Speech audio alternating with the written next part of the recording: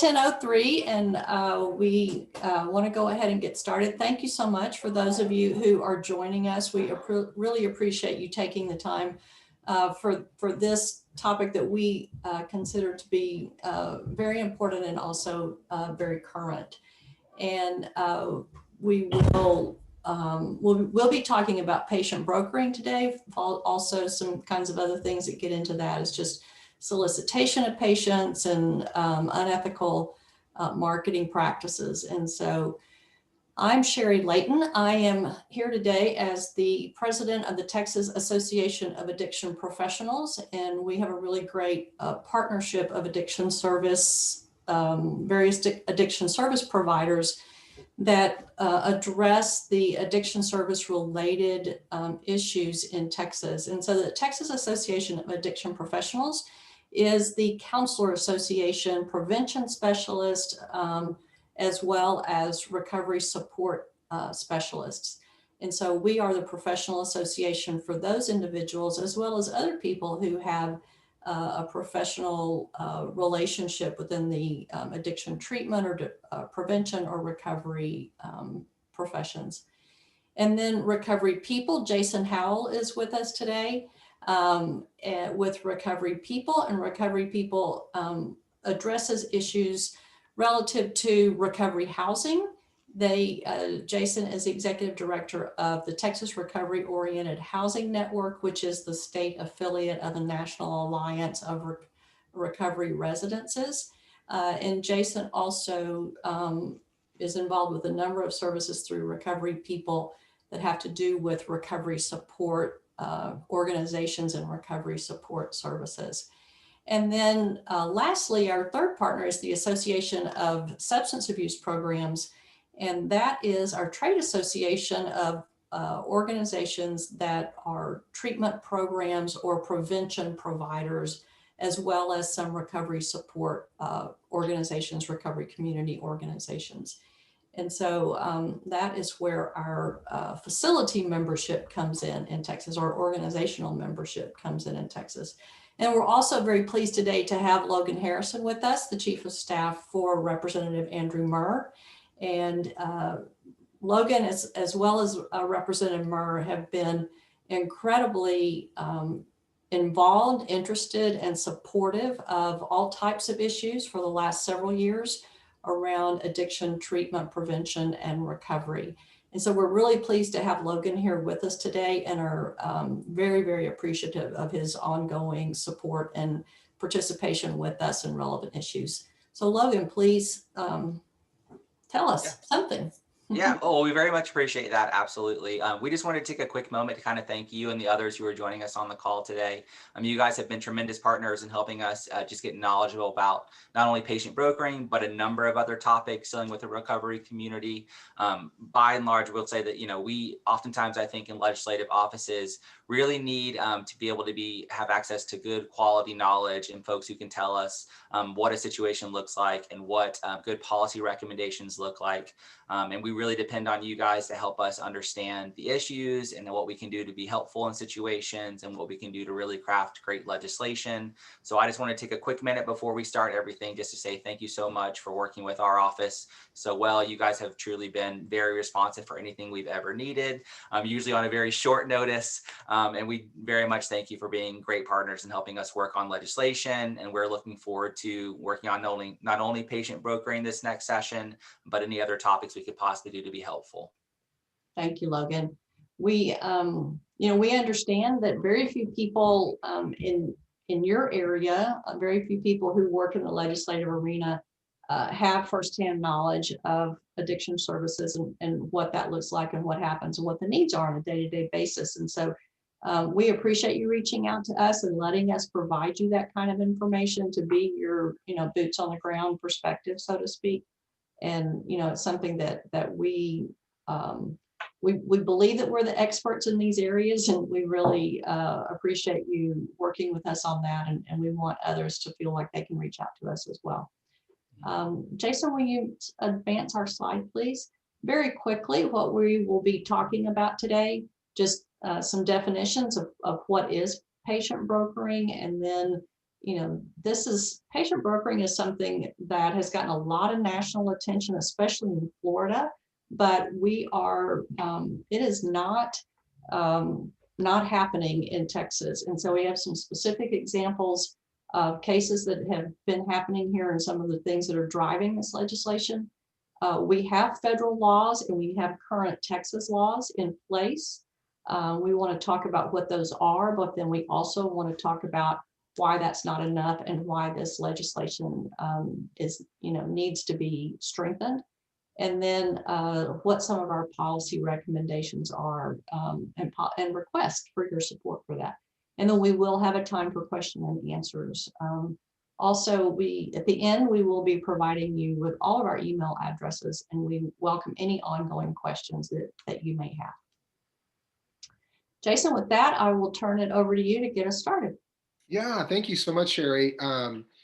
Patient brokering, this may be a term that you're not familiar with. In the context of healthcare, what patient brokering means is giving or getting anything of value to induce a patient or client referral.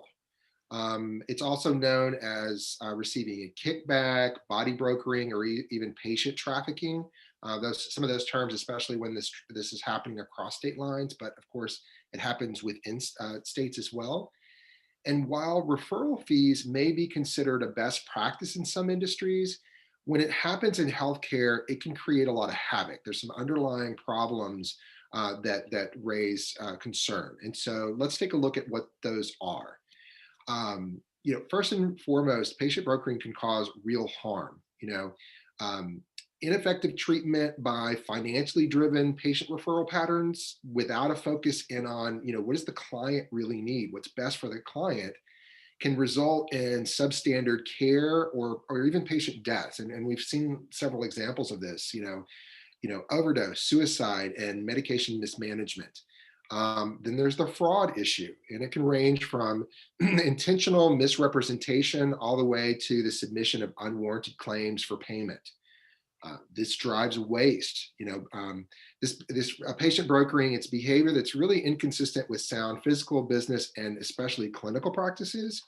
And it results in unnecessary cost and reimbursement of unnecessary services. And so, it's driving individuals to enroll and receive services even when they don't need it because of this financial motive, which it's exploitive.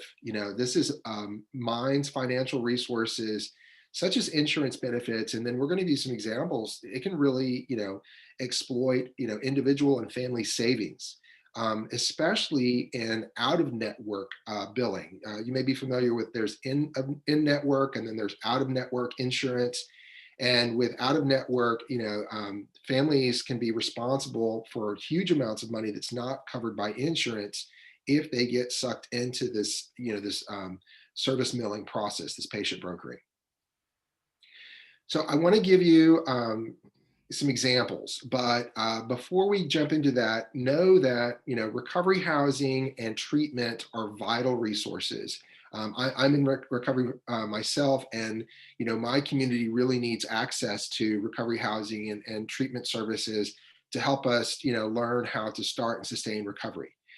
And most players in Texas are really good. We've got some of the best recovery housing and the best treatment providers in the United States, but there are these bad players, and these are the examples that we're going to give you. And while they may not represent the market as a whole, they are really disrupting the marketplace. It makes it harder for the good players to compete and be sustainable when you have bad players, impacting the market. And many of these bad players we're noticing are new entrants, either people coming from out of state or just, folks here locally that have malintent and are stepping into to patient broker and exploit. So the first example is going to be patient brokering that can occur between an outpatient treatment center and recovery housing. And so the scenario goes like this: an individual seeking recovery housing. The recovery housing tells him or her, you know what, if you've got insurance and you go to this specific outpatient program, we will give you a reduced or even free rent for X number of months. And note that the individual may not want or need outpatient, but they've got this insurance that could be exploited. So the outpatient program pays the recovery home a kickback for referring this patient. And that kickback more than covers the cost of rent, which is how they're able to make this offer to the individual. So let's take that scenario one step further. So note that insurance benefits for treatment are tied to medical necessity. And so when a resident in a recovery home no longer qualifies for benefits, so maybe they were part of this outpatient program for X number of months, their recovery has improved and they don't really need outpatient. They don't have the medical necessity. What can happen? Well, to keep the patient brokering, keep the money flowing, they may be, asked or pressured to relapse, if you can believe that, to reinstate their benefits. They can be asked to self-report a relapse, which can reinstate benefit. And if they're not willing to do that, then oftentimes they're asked to move out, making room for somebody with benefits and willing to enroll in this particular outpatient program. And notice that I've put asterisks by two of the bullet points because in some of the most extreme cases, we're hearing that the individual resident is being offered gifts or payments in order to relapse or to self-report a relapse, just so that it brings it reinstates their insurance benefits, which then could in turn be mined. So it's shocking, but those are the kinds of things that we're seeing and with bad players in the marketplace. All right, let's move to a second example because it's just not outpatient treatment providers. This mechanism, there needs to be one entity that is billing the insurance. So you need somebody in this combination to be able to bill. So in this example, we're going to use an emergency room in combination with recovery housing. So once again, an individual wants recovery housing, but they can't afford the deposit and the rent. So the recovery home tells him or her, go to this specific ER and ask for a 23-hour detox. Upon discharge from the ER, we'll give you 2 months free of rent.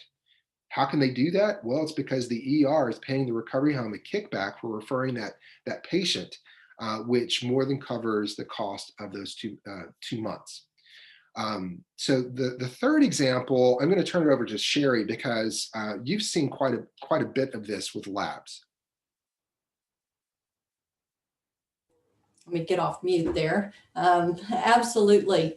And one of the things, in going back to Jason's ER example, oftentimes these are standalone ERs. These are that operate as out-of-network insurance providers. And Texas legislators addressed this in the last session when they passed the bill to prohibit that surprise billing for out-of-network providers. And so legislators have already recognized some of the challenges that come into play with these surprise billing with from out-of-network providers.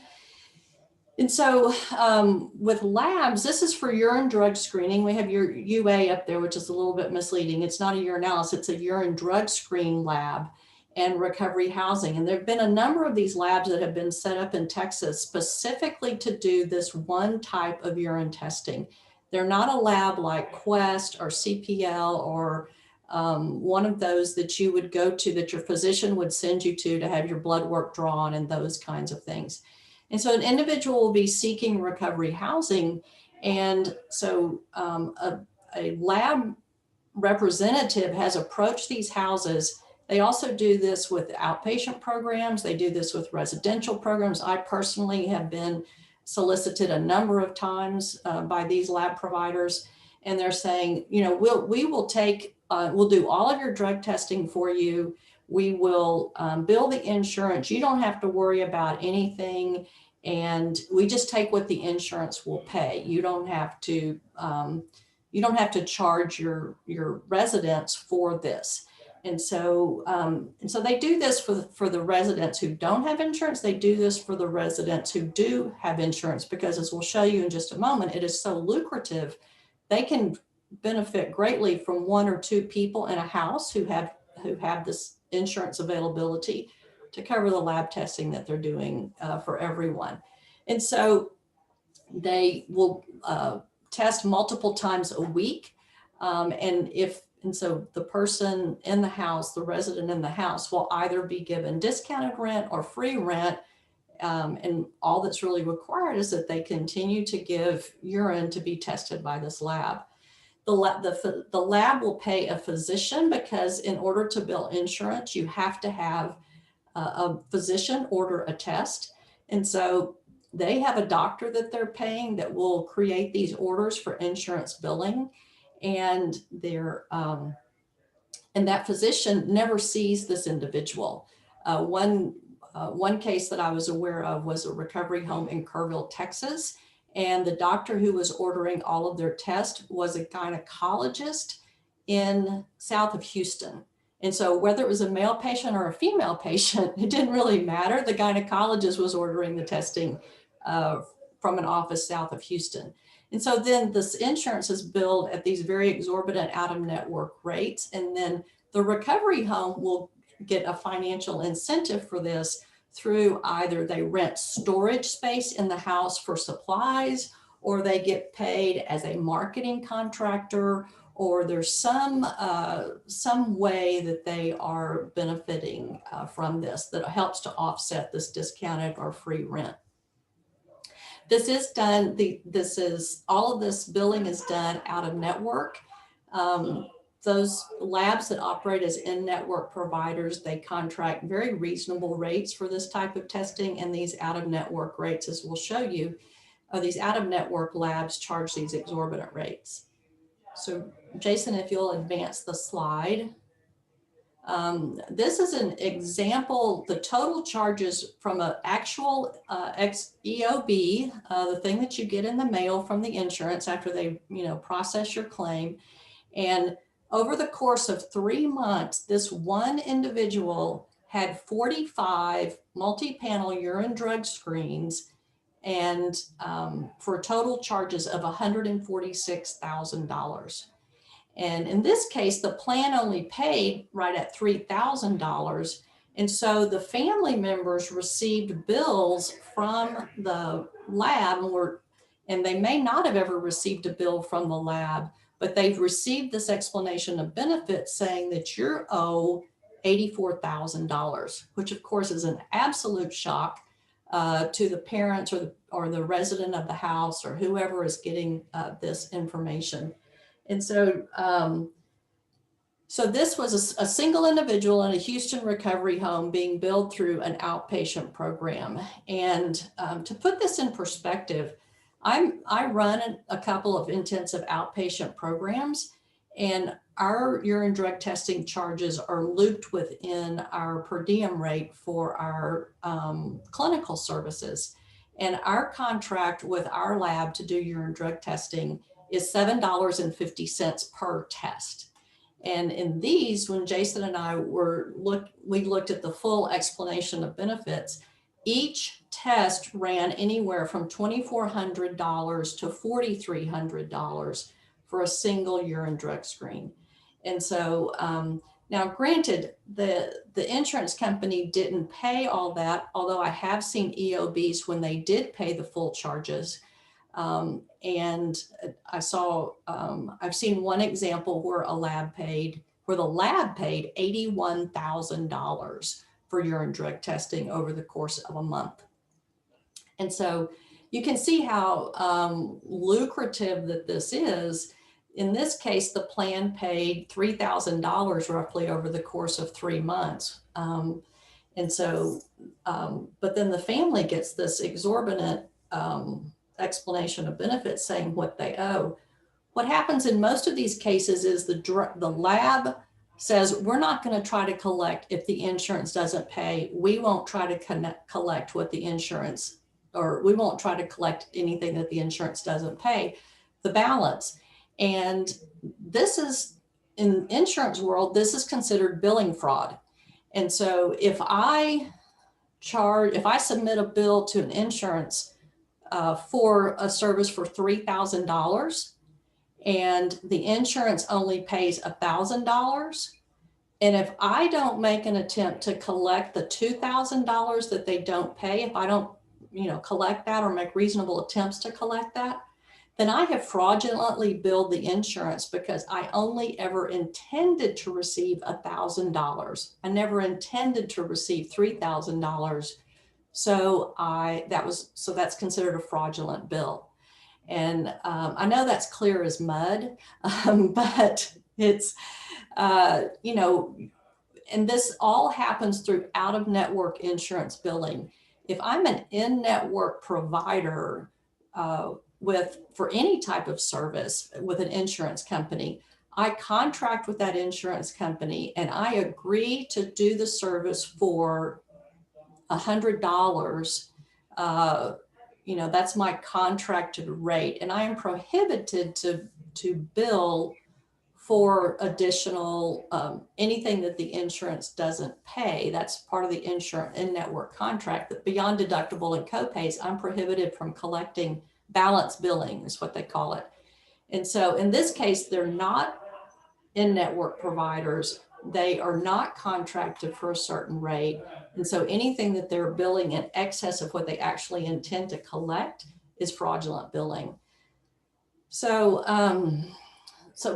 And that's their general sales pitch is, oh, we'll just bill the insurance. You don't have to worry about it anymore. And, we'll only take what we get from the insurance. You don't have to, charge your patients the rest. You don't have to try to collect it. We'll take care of all of that. And if they don't have insurance that pays for it, don't worry about it. We won't worry about that. So the fraud comes in that kind of way from fraudulent insurance billing. So Jason, I think we're going to go to the law piece.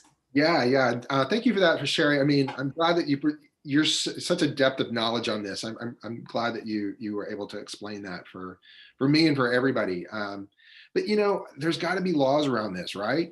Because this behavior is not new. And so I wanted to cover two federal laws that we should highlight. The first has been around for quite a while. It's the federal Anti-Kickback Statute. It restricts making false or misrepresentation of facts in the application for benefits, as well as knowingly or willingly, soliciting, receiving, offering, paying any type of remuneration for that for that kickback or for that referral. But note that this only applies to federal healthcare programs like Medicaid, Medicare, also maybe like TRICARE, which is only a small part of the market. And so when we see some of these bad players stepping into the marketplace, they don't want to take those forms of insurance because they know that they would be held up to this federal law. So they try to avoid taking individuals with those type of benefits. But you can see, especially in Texas, how this is only a small. This protects only a small group of individuals. So more recently, we saw that Congress pass the Recovery Kickback Prohibition as part of this large omnibus bill called the Support Act of 2018. And that language, specific to referrals to recovery housing, clinical treatment facilities, and laboratories, all those examples that we've just given you. But again, it's limited because these are services that are covered by healthcare benefit programs affecting interstate and foreign commerce. And so, the federal government can do, so much without overreaching. And we have seen plenty of examples where individuals are being trafficked across the state. There's a pipeline between Texas and Florida and Texas and California where people are being flown back and forth in order to exploit benefits. So again, that there's a limitation to how many people are being protected by this. And just to kind of give weight to how big is the problem, we can turn to the GAO report on recovery housing. It was published in 2019. The Government Office of Accountability studied 5 states, which included Texas. So the states that they studied were Massachusetts, Florida, Ohio, Utah, and Texas. Of those 5 states, Texas was the only state that had not investigated patient brokering or had implemented any kind of recovery housing legislation that would try to address the patient brokering going on between treatment providers and recovery housing. And it's not because that's not happening in Texas. It's because we don't have the right legislation and infrastructure and enforcement mechanisms. And we'll cover that a little bit. So that's a perspective from the federal side, or the federal scope. Sherri, you want to take it from the state side? Sure. And the Support Act that Jason just mentioned really addressed this issue that has been identified nationally. And so the work that he was speaking of in the GAO report, a lot of press has happened with these problems in Florida. And so that 2018 bill that passed was very specific to address this national issue. In Texas, we've had some laws on the books for a really long time. And I'll point your attention to the second one here, the Treatment Facilities Marketing and Practices Act, which was passed in 1993. And I put this quote in here from the preamble of that act, and it says, safeguard the public against fraud, deceit, and misleading practices, and to foster and encourage competition and fair dealing by mental health facilities and chemical dependency treatment facilities by prohibiting or restricting practices by which the public has been injured in connection with marketing and advertising of mental health services and admission of patients. In the late 1980s and the early 1990s saw some just egregious abuses about how patients were marketed by psychiatric hospitals and substance use disorder programs. And so the Treatment Facility Marketing Practices Act was passed at that point to bring protection to this particular vulnerable population. And I think that's one of the things maybe that Jason and I haven't said yet is, these are individuals who are seeking services for addiction, for substance use disorder. These are folks who, in the recovery housing situation, they've lost their housing, or they've burned so many bridges in their support network that there's no family member that's willing for them to come back and live with them. Sometimes that's not the best thing for them anyway. These are very vulnerable individuals. They're in very early recovery, and this is a critical time for them to have strong support in place. And so in Texas, we have tried to take care of this vulnerable population in the past from previous several years of a lot of bad actors. And at this point in time, back when this was passed in 1993, people were being paid directly. Headhunters were being paid. You bring a person to treatment in a psychiatric hospital. And at that point, most substance use treatment programs were within psychiatric hospitals. You bring them in for treatment and you just, you got a check basically. $1,200 was the going rate at that point. And so, when $1,200 is being dangled in front of your face, it's hard to make the best decision for the patient. You start looking at what's the best decision for you. And so then in 1999, this was followed with the Texas Patient Solicitation Act. And this kind of gives us our definition that we work off of.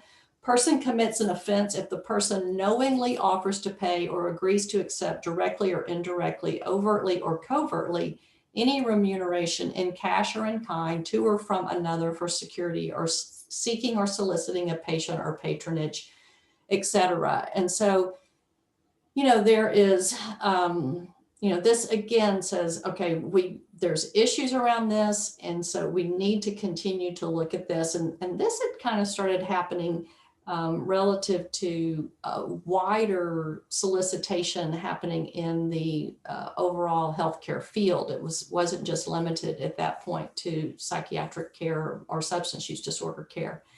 But as you can, with the Treatment Facility Marketing Practices Act, there wasn't much teeth in enforcement. There was, this was a Class A misdemeanor unless you had, that should say or a third-degree felony if previously convicted. The fines were very, very small, at like $250. And then in the Texas Patient Solicitation Act, the penalties were $1,000 to $25,000. So those are the two laws that we have on the book. So we have a good foundation for this in Texas. It's just, these are specific to licensed or certified or registered agencies. And what we're seeing is the folks who are doing this act are pretty much outside of those licensed or certified, regulated agencies. So we need to broaden that and just refresh this. The other thing that comes up is, and I think, Jason, if you'll click to the next screen, the other thing that comes up here is these laws are almost 30 years old, 20 to 30 years old, and people have forgotten about them because they are not recorded into our regulations. So there's no, in the substance use facility licensing rules, there's no mention of these actions. And so, we just simply, our Texas laws are very narrow, and our federal laws are also narrow. Education is not enough. We have regulations in place that say, currently every person that works in a substance use treatment facility has to have 8 hours of patient rights that covers illegal, unethical, and unprofessional behavior every year. So it's not an education issue. Staff are being educated, but as I said, this isn't really happening with with staff within agencies. This is happening either outside of regulated organizations, or it's happening with certain individuals that are bad actors within those organizations. And so, Jason, I'm going to let you speak to a couple of other things there, and then I think. Yeah. Thank you, Sherri. Yeah, and just to, again, education is not enough. If education were enough, then we wouldn't be seeing this behavior. And we've talked about how, the current federal laws are too narrow, especially they're only focused on certain, funding streams, and then they're being selectively enforced. So there's just not enough enforcement infrastructure going on. In many cases, there's like, well, what about local enforcement? And, county district attorneys, they typically don't focus on healthcare fraud, much less have a specialty and understanding of fraud that's going on in addiction treatment or behavioral health. There's a couple different cases, one going on in Houston right now, and I talked to the detectives, and they were getting their head around it, and we're identifying that there is a patient brokering that was going on in that case, but that's typically not where their focus and expertise is. And then with state agencies, they have very limited oversight and much less resources to go and enforce anything. Oftentimes we hear residents and patients come to us with the complaints, and they said, but I have talked to someone at the state, but they maybe not are talking to the right agency or the right person. And even if they do get kind of close, the agency staff don't know what to do with that information. So I mentioned, people are coming to us. These are residents of recovery homes that are coming to us, and individuals that are patients and enrolled in outpatient, as well as individuals working in the industry, and they're really, really reluctant to come forward. They're afraid of losing their housing if they're in a recovery home and report this. Does that mean that they're homeless? They've got their peer support network, and if they, say something, are they kind of expelled from that community? And if they're working in this industry, this has become so commonplace. If they were to, whistleblow, does that impact their ability to work in this marketplace? Stigma. We're talking about a very marginalized community. There's been research that shows that substance use disorder is the most stigmatized disease in the world, and we all know that marginalized communities are much less likely to come forward and advocate for themselves. Confusion. Even if they did have the courage to come forward, they're not really sure what to report or where to report it.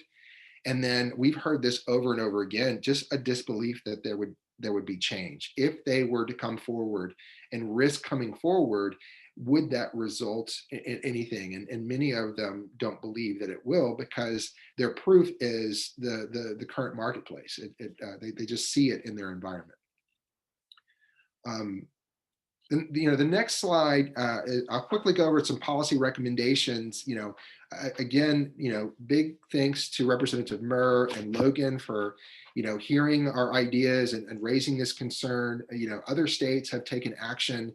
I think there's a huge opportunity to update and strengthen Texas's patient brokering laws, because as Sherri pointed out, we've got a great foundation. But then other states, they created task force, as well as recovery community liaisons to help, individuals, whistleblowers get connected with the right individuals and assure them that something will happen, as well as, implement and incentivize voluntary recovery housing certification. So those are some big broad brush stroke concepts that we've offered. But Logan, I'll turn it over to you, because you have a better feel of what we might see in this current legislation. Sure, absolutely. So I know we want to leave a little time for some questions and everything, but I wanted to take a moment to kind of share with you guys what I guess some bills that we're seeing that have already been filed, and kind of what we might generally expect from this session. I know all the staff who have joined us on the call here today are very familiar with how challenging this next session may look, not only from the House perspective, but also the Senate perspective and the state as a whole. But I do want to just highlight some bills I think that have offered some really good insights into things where areas we can make improvement. Like Jason spoke about and Sherri spoke about, we do see that we have a pretty good foundation within our current existing statutes to making sure that patient brokering is prohibited and that kind of thing. There are obvious areas I think that we're going to work on updating that language and appropriately broadening kind of the scope of what we are looking out for as far as patient brokering. I know our office is working on a bill for that. Like many other offices have experienced, we don't quite have all that language perfectly fleshed out yet. We're hopeful we'll have that back soon. But I did want to highlight some things that we have in process at the moment. The first thing I wanted to mention is talking about voluntary recovery housing certification. I know our office has filed a bill on that topic. That would be HB 292. But in particular, we've also looked at legislation and working hand in hand with Representative Benharaz's office on HB 544. That is also a very good piece of legislation. In particular, that legislation offers some really strong policy points talking about the referral component for recovery housing and everything. We would encourage staff to take a look at that legislation and consider getting behind it as well. We think there's some great policy points that have been made there. But what we also want to mention as well is one thing that when our office was getting involved and kind of learning a lot more about this situation, one thing that we had really noticed is that, just like Jason kind of spoke about, we really have a lack of information on the Texas side as far as what may be happening with patient brokering. We know that there is a problem. We've been told that. We know our friends on the ground have heard numerous stories about how there are issues or things that are happening with patient brokering that shouldn't be happening. But we've also seen that there's a bit of a disconnect in between what is happening and any sort of enforcement mechanism that either HHSC or other agencies have been able to pursue, or on the local level.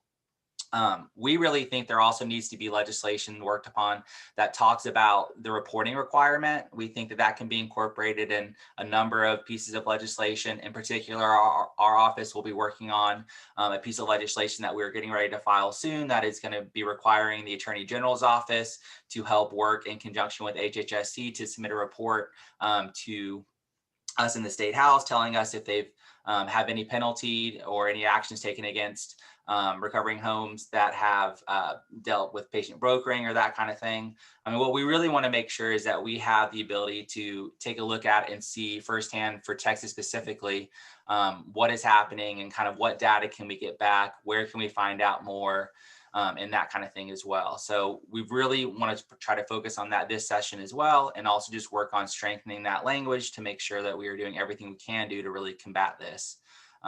I know we probably gave a lot of information to our staffs and everything today. We're happy to help answer questions. Our office wants to be a resource to the other offices that have joined us on the call, and we'll be working on these topics to really make sure that we work on good policy recommendations and things, and come at this next session.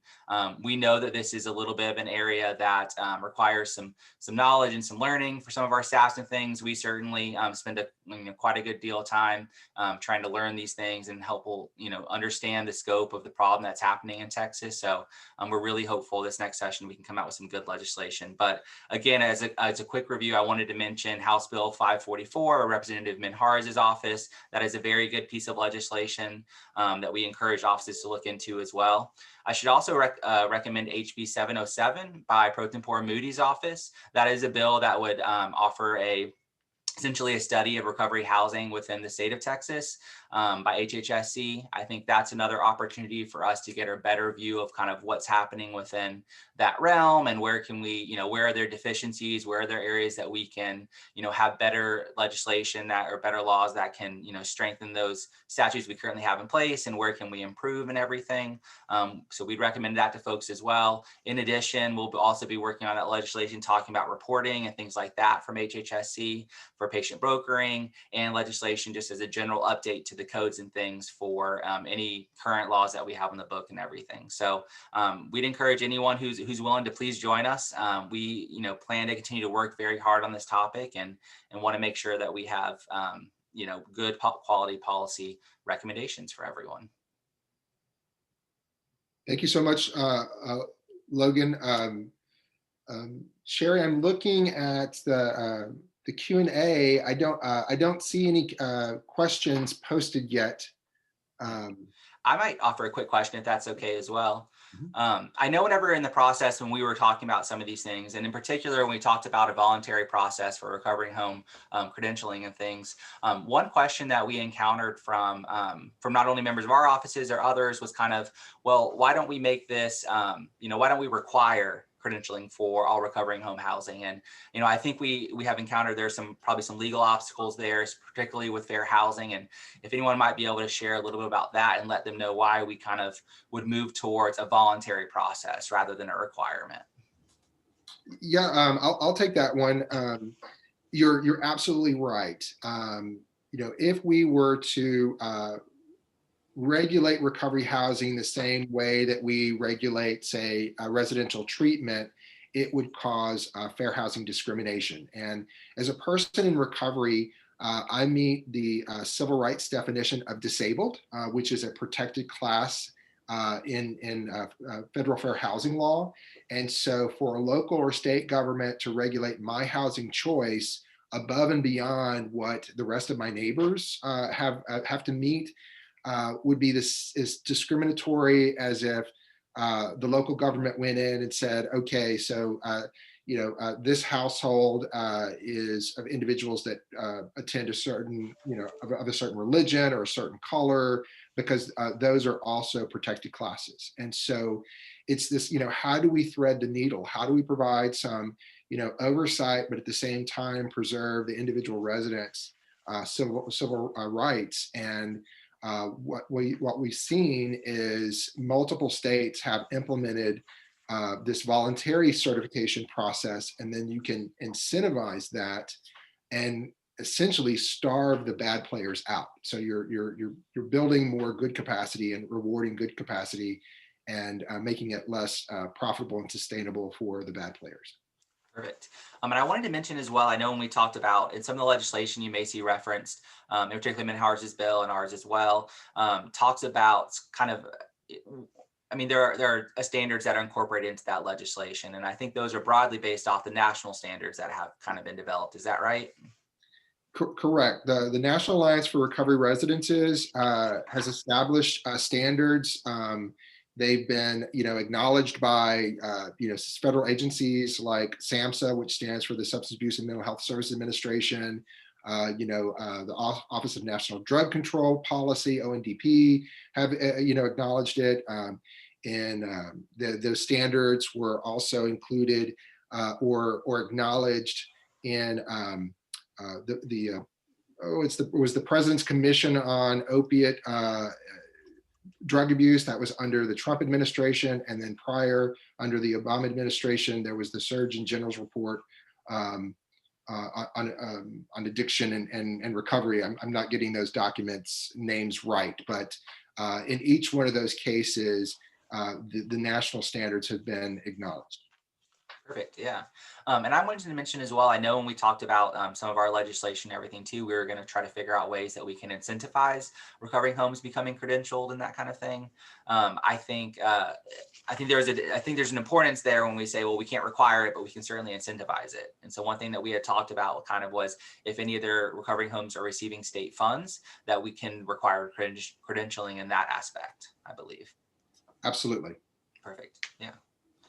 Another thing we might want to mention as well is HB 297, which is a piece of legislation that our office has filed as well that talks about a training component of certain professional standards and conduct for people within the recovery community and things. That bill in particular, if you do see it, I know Sherri might be able to speak about this as well. If you do see it, it does change a little bit of the training requirement and everything. And again, we wanted to kind of underscore the difference we see in between, the knowledge, the folks in that community that are knowledgeable about the topic and understand that patient brokering is an unethical practice and things, and the dissonance that we see versus like the enforcement mechanism of, we know that it's probably happening, and people who have been trained year after year after year are very well aware of the issue that's currently happening there. But we certainly want to make sure that that doesn't diminish that, that we understand that there is a problem happening. Is that right, Sherri? Absolutely. And the current requirement is that anyone in a licensed chemical dependency treatment facility must have any staff, even the dishwashers and gardeners and housekeepers must have 8 hours of this specific training, very specific in patient rights. And every year it's an annual requirement. And so, that's been a requirement since 1993. And some people who've been in this business a long time have had 25 plus years of that training over and over and over again.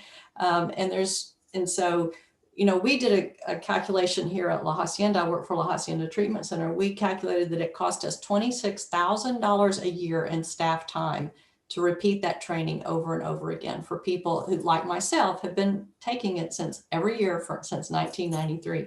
So we don't want to do away with that training, but we believe that we can reduce that training requirement. And I think that's what HB 297 does. It doesn't do away with it. It just reduces the annual requirement to something that is more of a refresher than a complete retraining every year. There's just so much that you can keep retraining people on in that topic, because the prohibitions don't change. You don't pay for patients. That's a pretty straight up prohibition. It hasn't changed since 1993. You'd hope, yeah. There's only so many ways you can say it, right. So, I could give you a lot of other examples of things you don't do that are pretty colorful, but we'll skip that, Right. for today. Do we have any questions from our attendees? We're very grateful for the time that you have spent with us, and hope that we have made this digestible for you, but are glad to answer any questions today. Or please, make note of our email addresses, and we can feel free to email us as well. I don't see anything in the QA box or in the chat box, and definitely welcome any attendees to use either one of those to ask any questions. We might luck out, guys. Not. Yeah. It's a lot to digest. Yeah. Perfect. Well, I want to take a quick minute again just to thank you guys for joining us on the call today. I can't tell you how much you guys working with our office and being willing to share your knowledge about these topics has meant to us. I know we still have a lot to learn in our office in particular, so we are looking forward to working together even more on these topics and everything too. And again, we would really encourage anyone who's listening, who has joined us, to please get in contact. We're happy to incorporate them into what legislation that we're working on and to broader conversations as well. So again, just wanted to thank everyone for joining us from our office. Thank you for caring about our community. Absolutely. We in the chat, Karen Quintero says, thank you so much for your time. Can we have the panelists say their name and where they work once more? Absolutely. So Karen, my name is Jason Howell, and I am Executive Director of RecoveryPeople. If you can see this slide, my email address is the one there in the middle. Sherri, you want to? And I am Sherri Layton. I am a licensed chemical dependency counselor, and I am the outpatient services administrator for La Hacienda Treatment Center, which is in Hunt, Texas. And I'm also the current president of TAP, the Texas Association of Addiction Professionals. Yeah. And I'm Logan Harrison. So Karen, we're over at E1306. If you want to stop by anytime, I'm in Representative Murr's office. And if our attendees would just throw in the chat box really quickly, which office do y'all work in? And while you're doing that, I wanted to give a shout out to Elizabeth Henry, who's the fourth panelist, and she's the magic behind all this. She provides tech support. She's RecoveryPeople's policy fellow. So I thank you, Elizabeth. She helps keep us on track as well. Thank God for Elizabeth. Definitely. Okay, I guess if Karen is with Representative Ramos's office.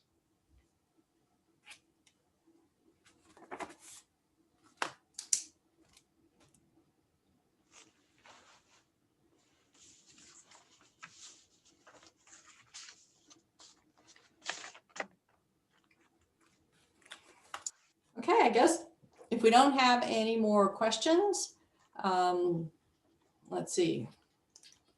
Kayla Roberson in Carl Sherman's office. I believe our last attendee is Lauren Lumsden. Lauren is with the soon-to-be Speaker-elect Dave Phelan's office. Oh, nice. Welcome. Nice. Well, congratulations. That's right. I bet that office will get a whole lot busier.